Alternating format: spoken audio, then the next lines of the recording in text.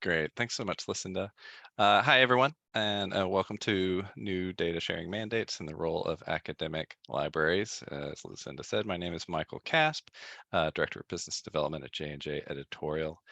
J&J provides solutions for publishers with services like peer review management, copy editing, typesetting, consulting. Our best practices approach helps small and large publishers optimize their workflows, add bandwidth, and adhere to ethical and professional standards.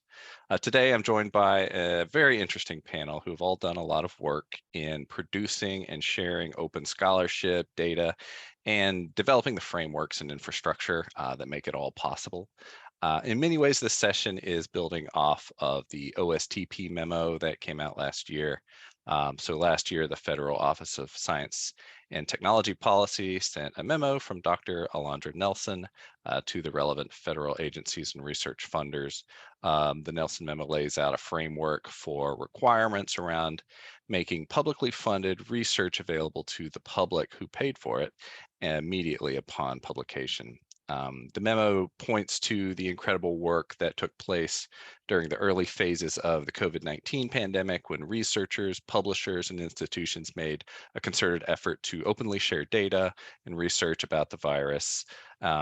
The incredibly rapid pace of discovery around COVID-19 is the perfect example of the benefits of an open sharing of data and research. Today, we're lucky to be joined by three people who are way out in front of data sharing and open science.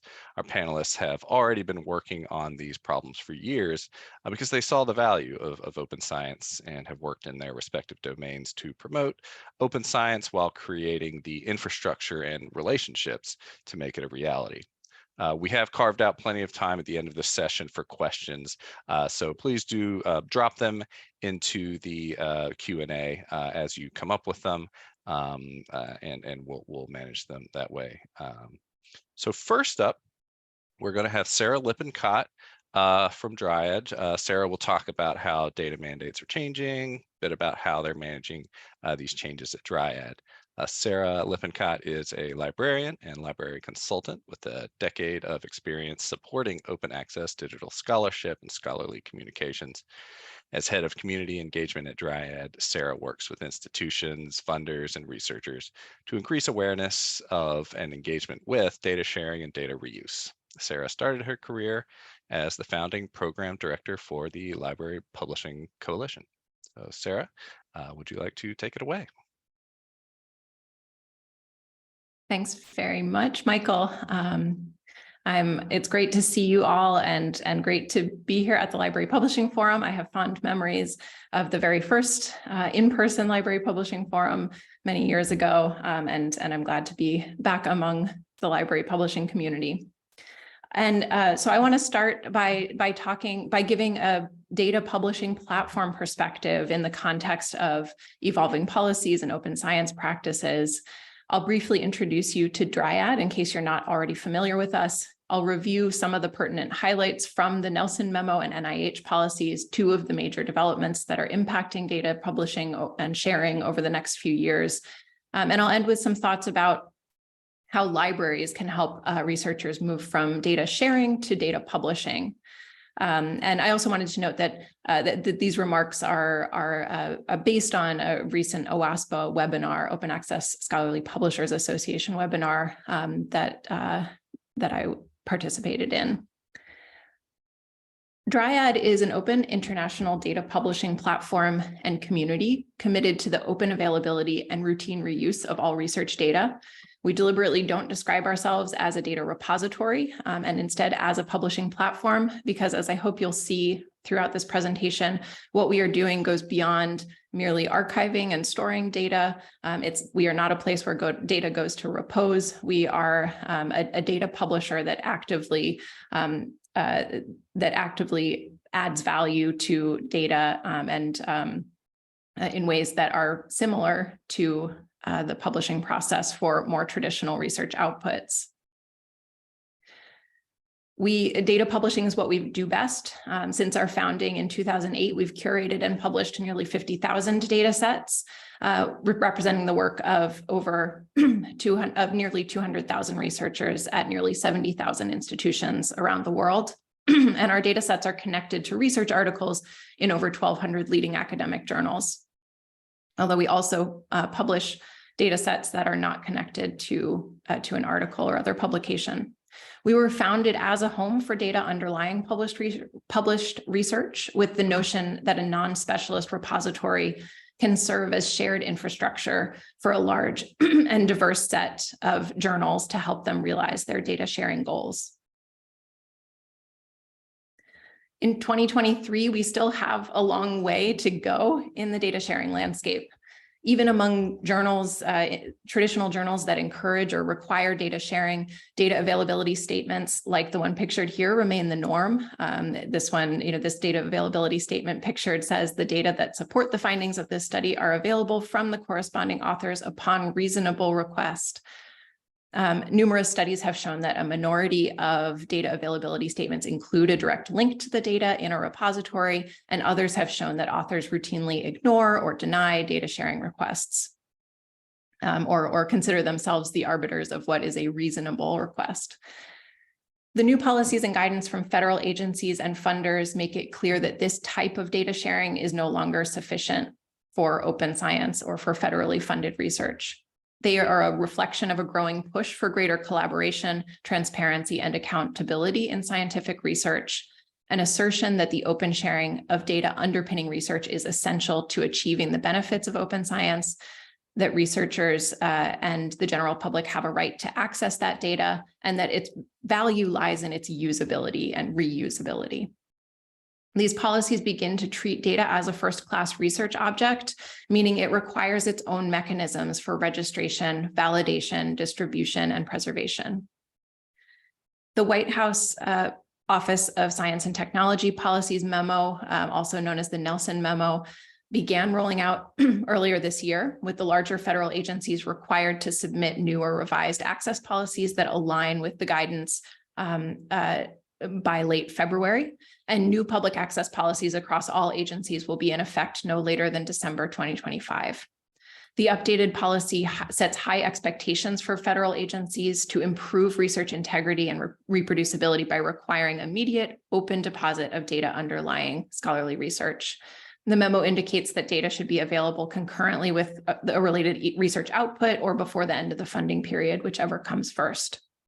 And it also goes beyond its predecessor policy by instructing agencies to develop plans for open deposit of data not associated with a publication. This is an area, this will have a profound effect on academic institutions who will require scalable technical solutions, staffing, and funding to deal with a wave of data sets that historically might have remained on a researcher's laptop. The Nelson Memo also encourages the use of repositories that align with the National Science and Technology Council's desirable characteristics of data repositories for federally funded research, which is a set of desirable characteristics designed to help government agencies provide guidance to research communities on selecting appropriate data repositories.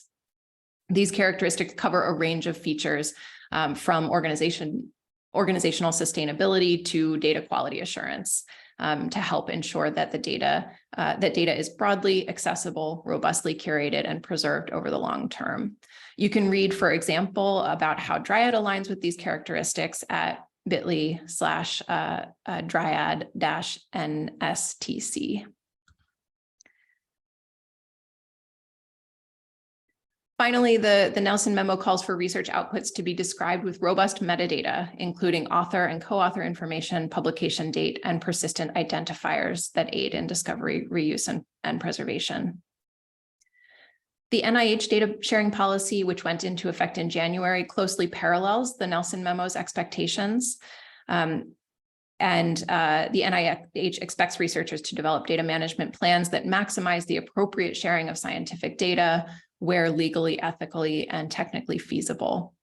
It asserts a strong preference for scientific data to be shared and preserved through trusted repositories rather than kept only by the researcher or institution or provided on request. And it also states that data should be made available without embargo. As it states, to quote unquote prevent data sharing from becoming a perfunctory administrative requirement, the policy also specifically includes a provision regarding data and metadata quality assurance. The policy states that data should be of sufficient quality to validate and replicate research findings. What we're really talking about here, I think, is data publishing, not just data sharing, but data publishing, which comprises elements of data curation, ensuring that data is appropriate and licensed for sharing, verifying that it's accessible and usable, supporting authors in following best practices for reusable data, and publication processes such as the application of appropriate metadata and ensuring metadata quality, increasing discoverability of data sets, connecting it with other research outputs, and promoting data citation. Briefly, I'd want to touch on why open data sharing is important to the White House, the NIH, and research funders, and why it should be important to libraries. Research data, reusable open data promotes scientific integrity by providing evidence to support research articles and enabling experts to interrogate, validate, and reproduce findings. As Michael mentioned, access to open data can accelerate discovery by enabling collaboration and real-time sharing of knowledge. And we saw a compelling example of this during the early days of the COVID-19 pandemic. Dryad, for example, has COVID-related data sets like those pictured here dating from as early as April 2020. Open data promotes innovation and provides economic opportunity. GPS is one of the striking examples of this. The open availability of GPS data enables billions of dollars of economic activity every year. And finally, open data is a public good. It gives taxpayers access to the research they fund, advances equity by allowing researchers, including those from less well-resourced institutions and regions of the world, to work with data they might not be able to generate themselves, but that are relevant to their challenges and interests. And I think all of this comes down to a focus on reuse in all its shapes and forms. Thinking of data like a research article as a living asset, a part of a scholarly conversation that exists to be interrogated, validated, and built upon. From a data publishing perspective, our technology and processes should enable all of these forms of reuse and more. And our aim should be to treat data as a first-class research object, not just as supplemental information.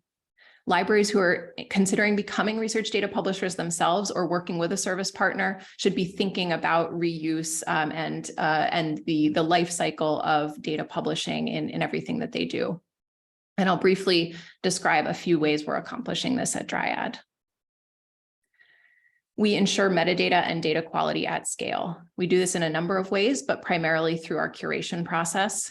Every data set published with us undergoes a hands-on curation process that evaluates metadata and data files to ensure that they're suitable for sharing, that metadata is sufficient to support reuse, and that data files can be opened and interpreted.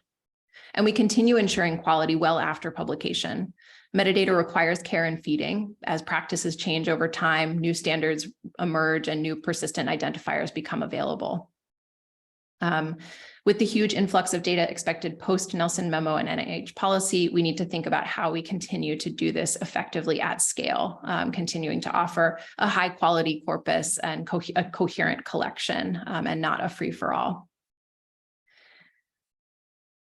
We make essential connections between data sets and related research artifacts, including software and code, research articles, preprints, other data sets, and data management plans.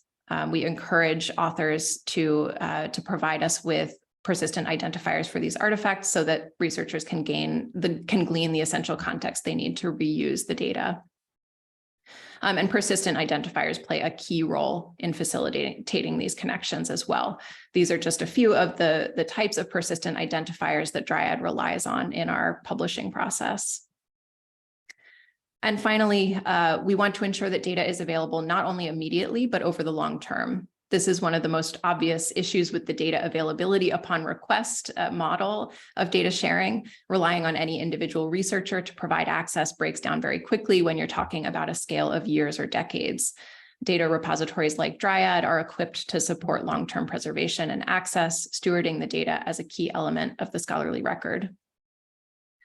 Whether libraries become data publishers themselves or provide the types of support services that make data publishing possible, such as training, research data management, guidance, and planning, and support, they have a critical role to play in this emerging space, and a lot of skills that I think are transferable from the library publishing activities that many libraries are already undertaking.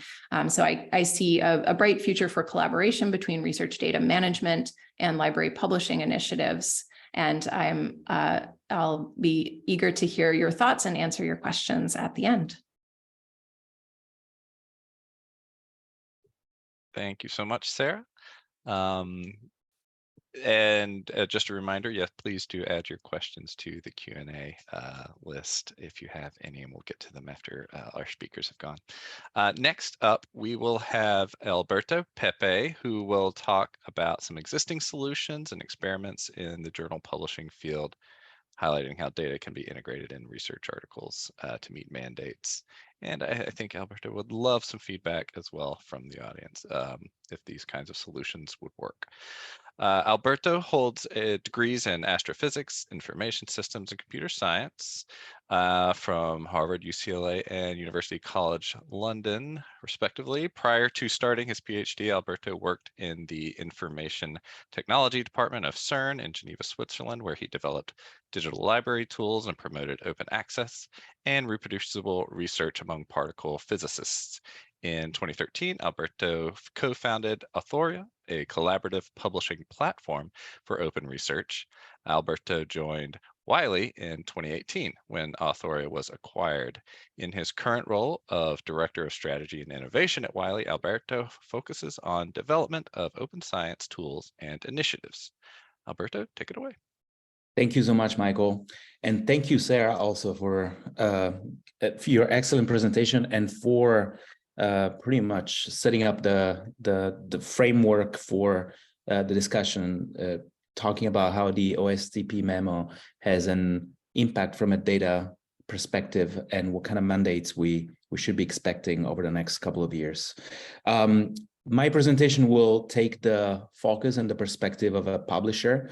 I've now been at Wiley for about 5 years, and as Michael mentioned, Authoria was a product that was independent and was acquired by Wiley about 4.5 years ago or 5 years ago. And since then, we've been trying to make different kinds of experiments to try and pave the future for a world of publishing that also includes data as a fundamental part of like the work we do. So I'll be talking about experiments that apply mostly to the publishing landscape, but I'd like to make a point that these experiments could apply very much to the world of libraries as well, because I believe that libraries are the natural places where data should be published and should be curated over time. So Michael already gave a fairly comprehensive introduction about who I am and my background, but just to reiterate, I'm a former researcher working at the intersection of astrophysics and computer science, which is here is just a screenshot of my LinkedIn page. So I was a researcher first. I then started a company called Authoria, which was initially a collaborative editing tool, but in the last few years has been acting more and more as a place to publish any kind of cutting edge open research output. And that includes preprints, as well as data, code, computational notebooks, visualizations, and other kinds of multimedia materials. I should also mention that my PhD was in information science. And so while I was at UCLA, I was very close to the world of information studies and library studies. And so I've been working with libraries for a long time. As Michael mentioned in my introduction, I was also working at CERN very closely with the library there. And I was pushing and promoting open access among particle physicists in the early days of making open access a reality in scholarship. So what I'll be showing is an experiment that we've been doing with one journal. It's actually 5 journals now in this pilot, but I'll concentrate on one specific journal. The journal is Advanced Intelligence Systems. What you see here on screen is a screenshot of the homepage for the journal. It is a journal that since the very beginning, I think it started about 3 years ago, was interested in playing and experimenting with new ways of making data more interesting and more accessible to the public, and also to make data more valuable to authors who are posting and publishing data. Most importantly, we were trying to rethink what a supporting information section of a journal article could look like. I love it that Sarah mentioned that we shouldn't call this repositories because that's where data would go and repose. But if you're looking at supporting information, I think the data not only repose in those supporting materials, it actually goes to die in supporting materials, because most of the time supporting information and materials are actually not part of the version of record. And so what happens very often, is that if you are moving your content from one publishing platform to another, oftentimes the data and any supporting information does not travel with the journal article. And so it's a terrible way to publish research articles and just include all of the data as part of supporting information. So we've been trying to find ways in which we can connect journals to data, and we're using preprint as the sort of experimental test bed to enable that kind of the publication of the data. So if you click on submit an article in Advanced Intelligence Systems, at some point throughout the submission process, you'll end up on a question like this one, in which we ask the authors if they'd like to make a preprint out of their manuscript submission. And if the authors say yes, then what we do is we automatically ingest the manuscript, we post it, we convert it to HTML, and we post it on the Autoria preprint server as a preprint. At that point, the authors have editing capabilities so that they can actually edit the content. We make collections like this one. This is an example of the collection that we create for the journal Advanced Intelligence Systems. And this is specifically the collection that we built for supporting information. So authors automatically get a preprint. The preprint automatically gets ingested inside of this collection. And this is what a preprint looks like. So it has a download PDF button at the top that allows you to download the PDF. But as I'll show in just a second, all of the content is in HTML. And as such, as an author, you can do a number of things even on a published preprint as well, which includes editing and adding, enhancing the preprint itself. And a couple of other things I wanted to point out here on this preprint is the fact that we do have a peer review timeline that shows what stage of the peer review process the preprint is. And we also have, similar to what Sarah was saying, we create links between the preprint and the final version of record, the final publication. And of course, every single document that we host, whether it's a preprint, supporting information, or anything else, any kind of research output gets a DOI. So everything is citable at any point in time. So at this point, if I wanted to edit the content, I would be able to create a new version of the document in which I can go and enrich some of the figures and images that were created with more interactive content. This is an example of like the actual published paper. And what I'm going to do is I'm going to actually open in my browser these documents and show you what they look like. So this is the homepage for the journal that I was showing you, and this is the submit an article that allows you to create an automatic version of your document as a preprint. This is the collection that I was telling you about, the supporting information for Advanced Intelligence Systems, that includes all of the different papers that have been ingested and created this way. And then if I actually open one of these documents, as I mentioned, all of the content is imported in and created in HTML. So this is an example of like what the document looks like.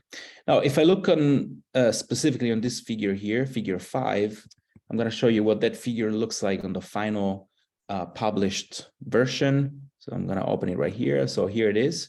So you will see that it's a static image. However, if I go on the published version, if I actually hover on top of the figure, you will see that this is not just a static image. It's an image that I can interact with. I can zoom into the figure, I can rotate, and I can extrapolate the actual positioning of any point in that data set. I can also do things like remove one of the data set, and all of the other graphs are updated automatically. So what the authors have done in this case is first upload a static image with their submission of the manuscript, and then enhance the manuscript with the data-driven version, which also includes some interactivity. Another example of something similar, I think I have it in my slides. In the next one is an example of a supplementary information document that includes a lot of mathematical notation as well as actual data sets inside of the document. And I think I do have a version of that document. As you can see, if I look at the document, there's a lot of mathematical notation that is included directly in the HTML. And then if I just go to the part I was showing before, there's the data that can be automatically that is included and downloadable from inside of the document. And then in this case, I believe the authors also included a video that can be played inline inside of the document itself as well. So this is an example of like what we're trying to do to make supporting information not the place where data goes to die, but a place that where authors, as well as the public and other scientists, can play with and to make data more interesting. The last thing I'll mention is that while these are experiments that we're doing, trying to comply with data mandates and make data more interesting and usable from inside the publishing landscape, the system we use, which is a system of creating collections that are attached to journals, can also be created at the library level. This is an example of a recent experiment that we're doing with Charité in Berlin, in which we're creating collections that are attached to libraries. And so this is an example, I think I have it open right here, an example of that, this collection in which we have authors that are create this sort of like data-driven documents that then are grouped and curated by libraries. And I believe that, as I said at the beginning of my short presentation, libraries actually present a very interesting sort of a place, more than a repository, to be able to manage the publication of data as we move towards more mandates that I believe are absolutely going in the right direction to make research publishing more interesting and useful to all. And I will stop there. Thank you. Thanks so much, Alberto. That was fascinating, and I definitely have some new thoughts that I may ask you later. For our third and final presentation, we will have Emma Molls, who will talk about the University of Minnesota's approach to open data, including education and outreach across campus, what it means to have a data repository, and how they're curating data. Emma is the Director of Open Research and Publishing at the University of Minnesota Libraries. In this position, Emma leads a department that includes publishing, research data services, research information management. ORP is home to the Data Curation Network and Ag Econ Search. Emma works on a number of OA initiatives library-wide, and they serve as the president of the Library Publishing Coalition and sit on the DOAJ Advisory Board. Emma, you're up. Great, thank you. All right.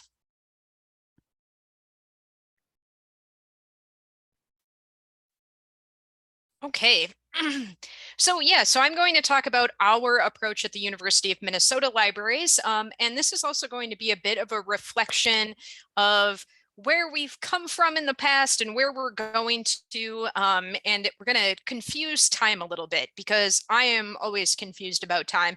So in thinking about the new memo, when the memo came out at the end of 2022, it felt a little bit like 2013 all over again. So it really got me thinking, as someone who's been working in the open access space for the last 10 years, what has the last 10 years looked like for us as a library, for our services, and how do some of our lessons learned over the last 10 years sort of carry forward or shape our services moving forward, specifically around research data? So in thinking about opportunities, there are plenty of opportunities. I would say we are rich with opportunities. Today, I'm going to talk about some of those opportunities across education and outreach, again, echoing back to sort of some of the structures we had in place in 2013 when the Holdren memo came out. I'm also going to discuss building on and extending our relationships established over the past 10 years within the context of the University of Minnesota, and also talk about leveraging infrastructure and services that have developed since the Holdren memo, which are fairly significant on my campus. I'm sure they also are fairly significant on your campuses as well. So when we think about education and outreach and thinking about the updated memo, the Nelson memo, we really see some replication or duplication of the same types of opportunities we had in 2013, with, of course, some new changes to that. So I broke this into both internal category, and by that I mean within our libraries, and then campus-wide, sort of that external audience that isn't necessarily our colleagues in the library. So for both, we have a new audience, right? Because the new memo also includes disciplines who may have not felt included in the Holdren memo. So we're now dealing with larger groups of researchers on campus who suddenly data sharing is on their radar and may not have been on their radar before. This is also true internally when we think about our subject librarians across the libraries. In the past, when we would have research data, brown bags, or webinars or seminars, the audience for that tended to be pretty heavy STEM and medical librarians. We're now seeing sort of this revival of interest from folks who didn't really feel their disciplines were captured in the 2013 memo and now are. That is also true, of course, across campus. We also know that especially thinking about the recent changes to the NIH memo, that initial NIH data sharing policy came out in 2003. So that's 20 years ago.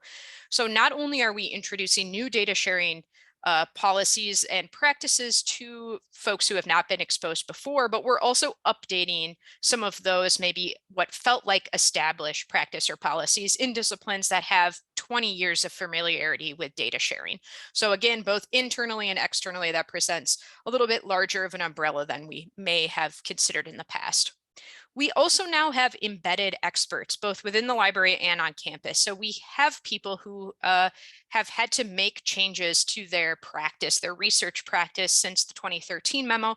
Those experts are now embedded within departments, whether that's librarians within library departments or faculty members within faculty departments. Internally within the library, we need to expand our established team. So again, because that 2013 memo really only covered, what is a fairly small chunk of federal agencies, we now are expanding that out to include disciplines and agencies that may have not been included in 2013 now are in the 2022 memo. So we do need to think about having a larger set of representation on our established internal team, the research data services team. Campus-wise, we have done a lot of work in the past 10 years to be seen as a leader in research data services. I would say at the University of Minnesota, this has certainly been one of our strengths, is that people know on campus if they have a research data services question or if they have a research data question to come to the libraries.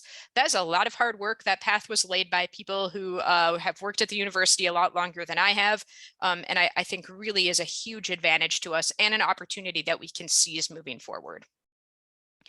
We also have really some wonderful relationships that we've been able to build and curate over the last 10 plus years. These are just some of the big ones, which I'll go through quickly. Our sponsored projects administration. So those are the folks who are actually thinking large scale about grants on campus. We have a new in process of being launched data science initiative on campus. Unsure of exactly what that will look like, but we have a seat at that table, the libraries do, to really discuss what are some larger data needs on campus. We have very strong relationships with researchers on campus, especially PIs who had to navigate that 2013 memo and had a lot of questions. We now are seeing those folks returning to us in 2022, 2023 to say, okay, we know what to do because we know how we sort of implemented our action plan around the 2013 memo. Here we are ready for the 2022 memo. We also have a real strong relationship with graduate students on campus at the library because graduate students at the University of Minnesota are really looked after by their individual departments. There's not as much organizing around graduate students at large on campus for things like research data services or questions that they may have around research data. So the libraries is certainly a hub. Again, this memo presents even more opportunities to take what we've already done, what we've already established, to make sure everyone on campus is meeting the mandates, but also understands them.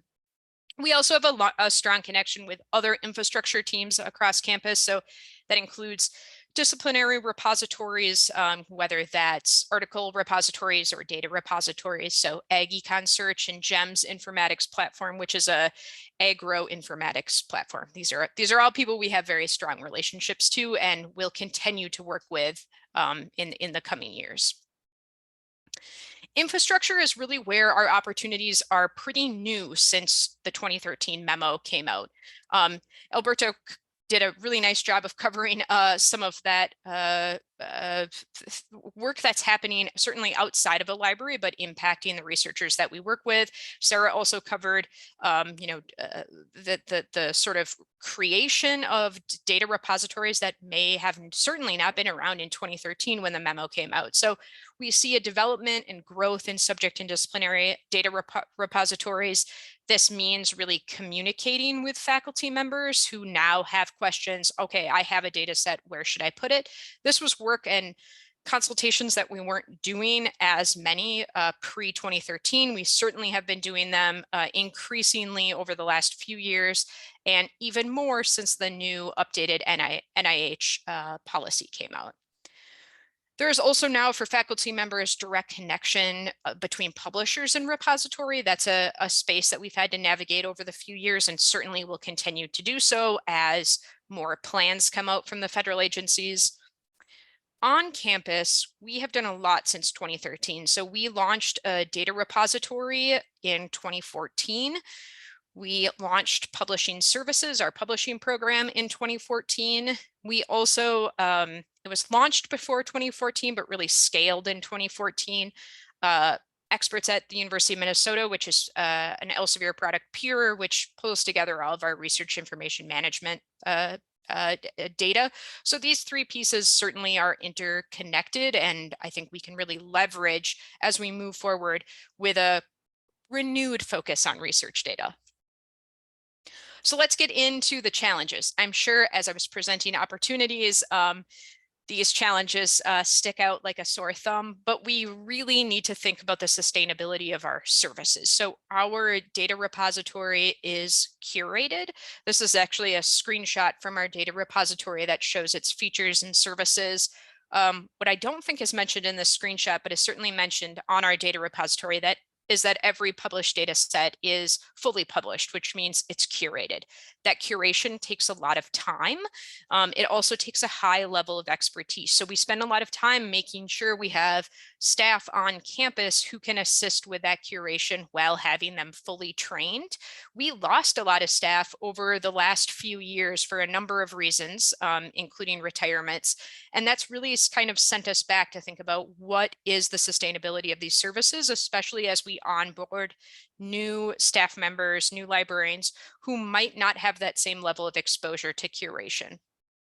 We also need to think about the scalability of our infrastructure. Running a data repository is no small feat. A lot has changed since 2014, and I expect a lot will change even beyond that. We see a lot more conversations happening on campus around storage, around security of our tech platforms. So this is something that we have a lot of questions about. And finally, and I worded this in quotes because this is like a word I made up because I couldn't think of a better one, which is really this sort of recurring question of centeredness or centeredness, of often driven from the librarians who are working in these spaces themselves, but really thinking, is the library the right place to do this work? Or rather, is the library the right place to do all of this work? I think our answer to that question has really changed over time. We know we are established leader on campus. We certainly have the credentials to place ourselves in the middle of a lot of this work, but we don't have enough people. We don't have the full staffing to support every researcher's data management plan assistance, to consult on metadata, to do the curation of those data sets. So that's a question I think we're grappling with, and our solutions and answers to that will probably change as we go along. I do want to take a moment to say that our data repository is also something we think a lot about. Is our University of Minnesota data repository the best place for a researcher's data? And that answer or that question comes up with individual faculty members and is answered by curation and data experts that we have within the libraries. We are often not referring people first to our own data repository. And that could be because there is a mandated repository. It could be because there is an established disciplinary repository that would better serve the data. So something that is, maybe more discoverable or embedded with their discipline.